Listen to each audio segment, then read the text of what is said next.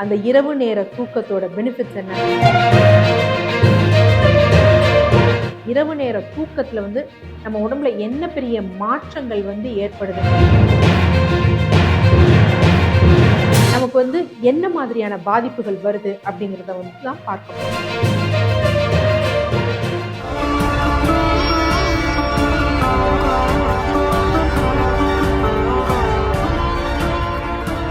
DCH viewers அனைவருக்கும் வணக்கம். தொடர்ந்து நமது சேனலுக்கு அளித்து வரும் ஆதரவிற்கு மனமார்ந்த நன்றி. ஸோ இந்த பதிவில் எதை பற்றி பார்க்க போறோம்னா, தூக்கம்.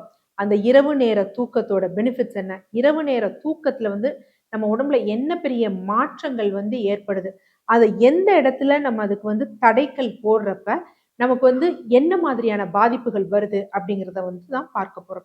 யூஸ்வலா எப்பயுமே நமது நாட்டு இதுல வந்து ஒரு சொல் வழக்கு வந்து இருக்கும். என்ன அப்படின்னு பாத்தீங்கன்னா, காலை வந்து பாத்தீங்கன்னா மலச்சிக்கல் இல்லாமல் இருக்கணும், இரவு நேரம் அப்படிங்கிறது மனச்சிக்கல் இல்லாமல் இருக்கணும் அப்படிங்கிறது ரொம்ப முக்கியமான விஷயம். மனச்சிக்கல் இருக்கக்கூடாது, நல்ல ஒரு உறக்கம் இருக்கணும். நல்ல ஒரு உறக்கம் இருந்தாதான் நம்ம அதிகாலையில ஒரு நல்ல ஃப்ரெஷ்ஷா எந்திரிக்க முடியும் அப்படிங்கிறது. யாரெல்லாம் காலையில எந்திரிக்கும் பொழுது எனக்கு இன்னும் கொஞ்ச நேரம் தூங்குனா நல்லா இருக்கும்னு ஃபீல் பண்றோமோ, அவர்களுக்கெல்லாம் இரவு நேர தூக்கம் அப்படிங்கிறது முழுமையாக இல்லை அப்படிங்கிறத தெரிஞ்சுக்கணும். நிறைய பேர் என்ன பண்றோம், நாங்க மாத்திரை போடுறோம், தூக்கம் வரல மாத்திரை போடுறோம் அப்படின்னு வந்து சொல்றோம். ஆனா அந்த மாத்திரை நமக்கு மயக்கத்தை தான் உண்டு பண்ணுமே தவிர முழுமையான தூக்கத்தை வந்து உண்டு பண்ணாது. ஒரு சராசரியாக ஆரோக்கியமாக இருக்கக்கூடிய மனிதனுக்கு வந்து என்ன அப்படின்னா, இரவு 7 மணி நேரத்திலிருந்து 9 மணி நேரம் வரை இந்த மணி நேரத்துல வந்து தூக்கம் வந்து இருக்கணும். இதுக்கு குறைவாக தூக்கம் இருக்கக்கூடாது. ஆனா சில ஞானிகள் என்ன சொல்றாங்க அப்படின்னு பாத்தீங்கன்னா, இரவு 4 மணி நேரம் தூங்கினா கூட அந்த தூக்கம் முழுமையாக இருந்து காலையில ரெஃப்ரெஷ்ஷா எந்திரிச்சோம் அப்படின்னாலே நமக்கு வந்து நோய் இருக்காது அப்படின்னு வந்து அர்த்தம். யூஸ்வலா யாரா இருந்தாலும் நைட் வந்து ஒரு 9 மணில இருந்து 11 மணிக்குள்ள நம்ம தூக்கத்திற்கு, அதாவது தூங்கிடணும், படுக்கைக்கு வந்து போயிடணும். அதை மீறி வந்து நம்ம போறது அவ்வளோ நல்லது கிடையாது. தூக்கத்துல சைனீஸ் மருத்துவம் என்ன சொல்றாங்க அப்படின்னா, தூக்கத்துல தான் நம்ம உடம்புல நிறைய விஷயங்கள் வந்து நடைபெறுது. அதாவது நம்ம உடலில் உள்ள குறிப்பாக மூளையில் உள்ள கழிவுகள் வந்து வெளியேற்றப்பட்டு, ஸோ ரிப்பேர் பண்ணப்பட்டு புதுப்பிக்கப்படுகிறது அப்படிங்கிறது சைனீஸ் சிஸ்டம்ல சொல்லப்படுது. இன்றைய ஆராய்ச்சி தரவுகளும் அதுதான் வந்து சொல்லுது. ஸோ அதனால என்ன அப்படின்னு பார்த்தீங்கன்னா, இந்த மூன்றும் நடக்கணும். இன்னைக்கு நிறைய பேர் நம்ம நைட் ஷிஃப்ட் போறோம்.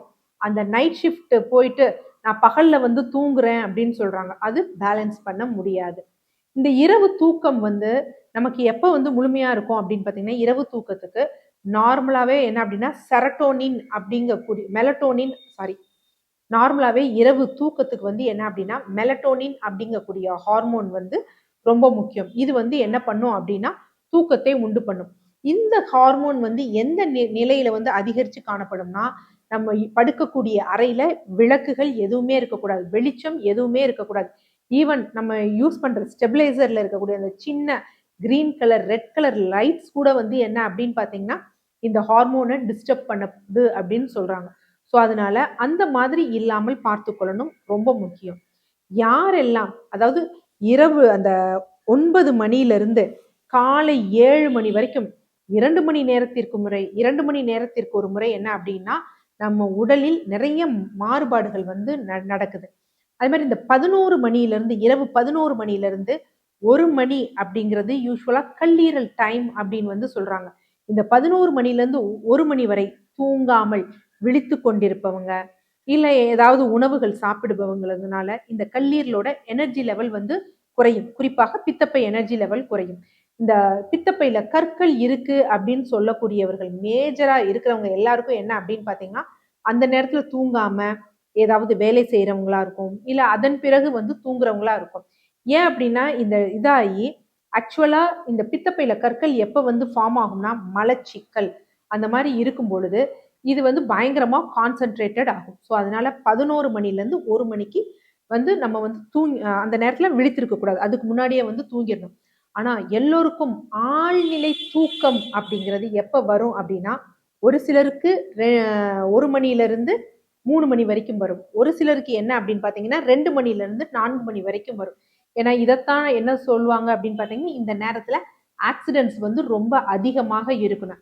ஸோ இந்த ஆழ்நிலை தூக்கமும் ரொம்ப முக்கியம். இந்த நேரத்துல நம்ம என்ன ஆகக்கூடாது அப்படின்னா, டிஸ்டர்ப் ஆகக்கூடாது.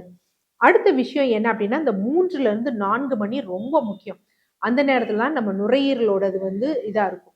ஸோ நல்ல வந்து அதோட வேலை செய்யும் திறன், அதோட அந்த கழிவுகள் இதெல்லாம் வெளியேறக்கூடிய டைமா வந்து இருக்கும். அங்க வந்து அந்த ரத்த ஓட்டம் ஓடி அதை வந்து சீராக்கக்கூடிய டைமா இருக்கும். ஸோ அதனால என்ன அப்படின்னு பார்த்தீங்கன்னா, அந்த நேரத்துலயும் ரொம்ப முக்கியம். அடுத்து 4 to 5 மணி அப்படிங்கிறதும் ரொம்ப முக்கியம். 5 மணியிலிருந்து 7 மணிக்குள்ள நம்ம வந்து எந்திரிச்சிடணும். யாருமே 7 மணிக்கு மேல பெட்டை விட்டு எந்திரிக்காம இருக்கக்கூடாது அதுக்குள்ள. ஏன்னா இந்த 3 மணியிலிருந்து தான் என்ன அப்படின்னு பார்த்தீங்கன்னா, நம்ம கார்டிசோல் ஹார்மோன் அப்படியே ஒரு போயிட்டு பீக்கை தொட்டுட்டு 7-8 மணிக்கு கீழே வந்துடும். நம்ம அதுக்கு மேல எந்திரிச்சு நம்ம வேலை செஞ்சோம் அப்படின்னா நமக்கு மந்தம் போன்றவை வந்து இருக்க தான் செய்யும். ஸோ அப்ப இதுல இருந்து ஒட்டு மொத்தமா நம்ம தெரிஞ்சது என்ன அப்படின்னா, நைட் 9 மணிலேருந்து 10 மணிக்குள்ள யாரா இருந்தாலும் பெட்டுக்கு போயிடணும். என்ன படிப்பா இருந்தாலும் காலையில இருந்து எந்திரிச்சுக்கணும். 11 மணிலேருந்து 1 மணிக்கு இந்த எனக்கு பசிக்குது இடையில சாப்பிடுறது, நைட் வந்து சுத்தி போய் சாப்பிடுறேன் அப்படிங்கிறத கண்டிப்பா வந்து அவாய்ட் பண்ணணும். அதே மாதிரி தூக்கம் அப்படிங்கிறது ஒவ்வொருத்தருக்கும் ஒவ்வொரு மாதிரி இருந்தாலும் அந்த 1 மணியில இருந்து ஒரு 4 மணி அப்படிங்கிறது நம்ம ஆழ்ந்த நித்திரைக்கு போகக்கூடிய காலம். ஸோ அந்த நேரத்துல நம்ம ரொம்ப இன்னும் ஹெவி ஒர்க் அதெல்லாம் வந்து அவாய்ட் பண்ணணும். அது ரொம்ப முக்கியமான விஷயம். குறிப்பாக டிராவலிங் இருந்தது அப்படின்னா அந்த நேரத்துல நம்ம ஸ்டாப் பண்ணி வச்சுட்டு ஓரமா ரெஸ்ட் எடுக்கிறது தான் ரொம்ப நல்லது. அதே மாதிரி நம்ம படுக்கையை விட்டு 7 மணிக்குள்ள நம்ம மோஸ்ட் ப்ராப்ளி எந்திரிச்சிடணும். 5ல இருந்து 6:30க்குள்ள எந்திரிச்சிடணும். 5 மணிக்கு மேல படுக்கையில இருக்கவே கூடாது. அந்த 5 to 7 அது நம்ம டைமை பார்த்து அட்ஜஸ்ட் பண்ணிட்டோம் அப்படின்னா நமக்கு ஒரு நார்மலான தூக்கம் வரும். அடுத்து பகல் நேரத்துல தூக்கம் வராது. ஏன்னா நம்ம தூக்கம் தான் முழுமையா இருக்கனால பகல் நேரத்துல சுறுசுறுப்பா இருக்கும். அடுத்த இரவு வந்து சீக்கிரமா வந்து தூங்க போயிடுவோம். இது ஃபர்ஸ்ட் அடாப்ட் பண்ணா கொஞ்சம் கஷ்டமா இருக்கும்.